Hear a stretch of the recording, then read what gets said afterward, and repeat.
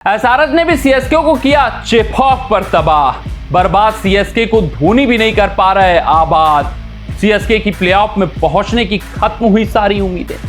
Chennai super Kings यार क्या ही कहने इनके, एक बार पॉइंट टेबल में बॉटम पर आकर अटक गए हैं तो वहां से उठने का नाम ही नहीं ले रहे हैं। जैसे लग रहा है कि मस्त हैं वहीं पर, इनको कोई चिंता नहीं आईपीएल 2025 की। चेन्नई सुपर किंग्स जो अक्सर प्लेऑफ में पहुंचती है, निरंतर रूप से पहुंचती है, वो इस बार पॉइंट टेबल में बॉटम पर अटक चुके हैं। सबसे बड़ी बात, सबसे महत्वपूर्ण और सबसे दुर्भाग्यपूर्ण बात यह है कि चेन्नई सुपर किंग्स का जो गढ़ हुआ करता था, चेपॉक मैदान, जहां पर टीमें आने से थर-थर कांपती थी, यहां पर चेन्नई सुपर किंग्स की जीत मुकाबला शुरू होने से पहले सुनिश्चित हो जाया करती थी, जहां पर महारथी थे इनके सभी खिलाड़ी, यहां पर हरा पाना चेन्नई सुपर किंग्स को मुश्किल नहीं नामुमकिन था।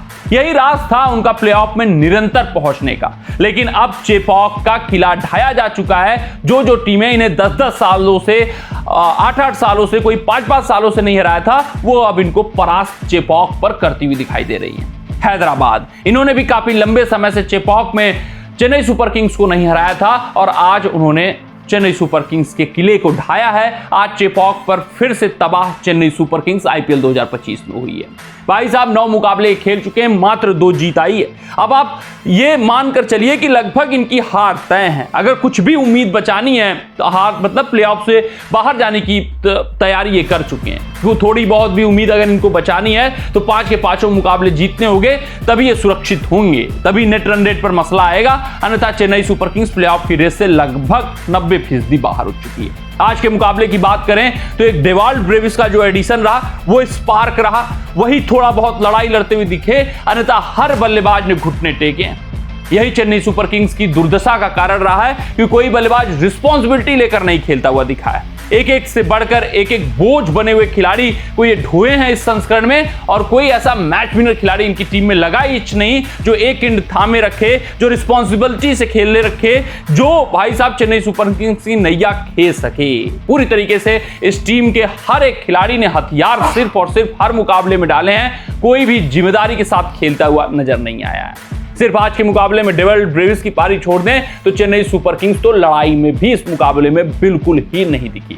कुछ गेंदबाजों ने जरूर इंप्रेस किया, कुछ देर के लिए मुकाबला जरूर रोचक हुआ था गेंदबाजी के कारण, लेकिन फिर से 154 रनों का स्कोर बोर्ड पे क्या ही कुछ होता है। आज के अंतर्राष्ट्रीय क्रिकेट की बात करें, T20 फॉर्मेट की बात करें, ईशान किशन ने एक छोर थामा। ईशान किशन जानते थे ये छोटा टोटल है, अगर मैं एक छोर थाम दूंगा तो चेज आसान हो जाएगा। हैदराबाद के 9 मुकाबलों में 3 जीत हो चुके हैं, वो रेस में बने हुए हैं। वहीं चेन्नई सुपर किंग्स लगभग प्लेऑफ की रेस से बाहर हो चुका है। चेन्नई सुपर किंग्स के लिए सिरदर्द रविंद्र जडेजा है। चेन्नई सुपर किंग्स दीपक हुड्डा, राहुल त्रिपाठी, विजय शंकर जैसे खिलाड़ियों को लेकर इस संस्करण में खेली हुई है और ये इनके प्रमुख खिलाड़ी थे। ये जो स्काउट्स हैं इनको रिस्पॉन्सिबिलिटी इसकी लेनी पड़ेगी कि भाई साहब आपने क्या कुछ देखा राहुल त्रिपाठी में, आपने क्या स्पार्क देखा दीपक हुड्डा में जो 10 साल से बुझ चुके हैं, आपने क्या कुछ देखा विजय शंकर में, ये आपके महत्वपूर्ण खिलाड़ी कैसे बन गए, सैम करन जो निगलेक्ट कर दिए गए थे पंजाब किंग्स द्वारा, उनमें क्या देखा, जेमी ओवरटन जिसको स्पिन खेलने नहीं आता है, उनमें आपने क्या कुछ देखा।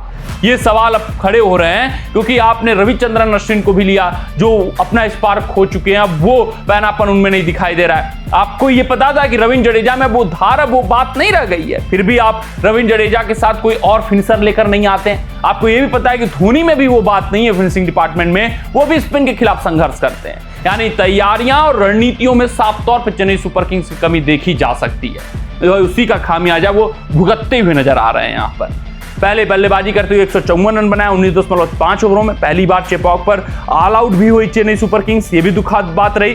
डेवाल्ड ब्रेविस के 42 रन रहे और उन्हीं के चलते 154 स्कोर बोर्ड पर लग भी पाए।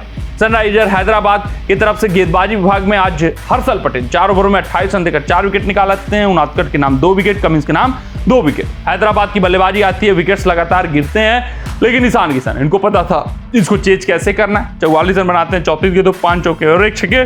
कमेंडस मेंडिस उस मुकाबले को फिनिशिंग टच देते हैं, 32 रन 22 गेंदें 3 चौके वो जड़ते हैं। 2 विकेट नूर अहमद के नाम रहता है, 1 विकेट रविंद्र जडेजा के नाम, 1 विकेट अंशुल कंबोज के नाम, 1 विकेट खालिद अहमद के नाम। तो ये मुकाबले का सूरत हाल रहा, जहां चेन्नई सुपर किंग्स ने बिल्कुल हथियार डाला था। मुकाबला शुरू होने से पहले ही कोई कुछ लड़ाई में चेन्नई सुपर किंग्स नहीं दिख रही है, बिल्कुल रिलैक्स उनके खिलाड़ी नजर आ रहे हैं। वो कॉम्पिटिटिवनेस शायद खत्म हो चुका है IPL 2025 में। अब ये भी हार मान चुके हैं, प्लेऑफ की रेस से बाहर हो चुके हैं। कमेंट सेक्शन में कमेंट करके बताइएगा कि आपको क्या लगता है, चेन्नई सुपर किंग्स की इस दुर्दशा का कारण क्या है। आप अपना राय हमें जरूर साझा करिएगा। मिलते हैं आपसे अगले रिपोर्ट में, तब तक अपना ध्यान दें, सुरक्षित रहें, स्वस्थ रहें, मस्त रहें। जय हिंद, जय भारत।